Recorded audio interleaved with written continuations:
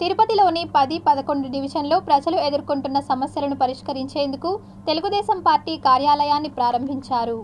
తిరుపతి తుడా రోడ్డులో తెలుగుదేశం పార్టీ నూతన కార్యాలయాన్ని స్థానిక ప్రజల సౌకర్యార్థం 10-11 డివిజన్లకు సంబంధించి పార్టీ ఆఫీసును ప్రారంభించేందుకు ముఖ్య అతిథులుగా పులిగోరు మురళి, నరసింహ యాదవ్, మబ్బు దేవనారాయణ రెడ్డి, హేమంత్ యాదవ్, మహేష్ తదితరులు విచ్చేసి కార్యాలయాన్ని ప్రారంభించారు.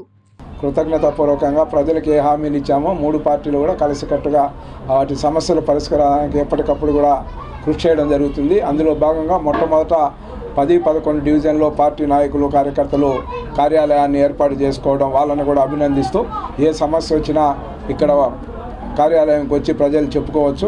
ఆ సమస్యలపైన ఎమ్మెల్యే గారికి అటు పార్టీ శ్రేణులు అందరూ కూడా కలిసికట్టుగా పరిష్కారానికి కృషి చేస్తామని కూడా ఈ సందర్భంగా కూడా తెలియజేస్తూ మరొకసారి శ్రీ నారా చంద్రబాబు నాయుడు గారు ముఖ్యమంత్రి కావడానికి, అదేవిధంగా పవన్ కళ్యాణ్ ఈరోజు ఉప ముఖ్యమంత్రిగా ఉన్నారు, అదేవిధంగా ఎన్డీఏ కూటమి కేంద్రం నుంచి నిధులు రాబట్టడంలో కానీ 10th వార్డు 11th వార్డు ఇక్కడున్న ప్రజలకి ఏ సమస్యలు ఉన్నాయో మీరే వెళ్ళి అడిగి మున్సిపల్ ఆఫీస్కి వెళ్ళి వాళ్ళ పనులు ఏ రోజుకి ఆ రోజు చేయించే బాధ్యత మీరే తీసుకోవాలి.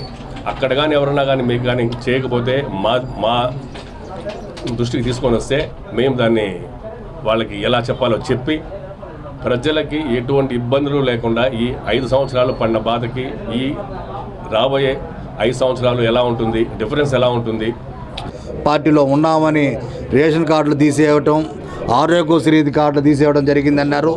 అవన్నీ కూడా త్వరలో వాళ్ళకి తీసిచ్చేదానికి కూడా మా వార్డు ప్రెసిడెంట్లు వీళ్ళందరూ కూడా ముందుంటారు.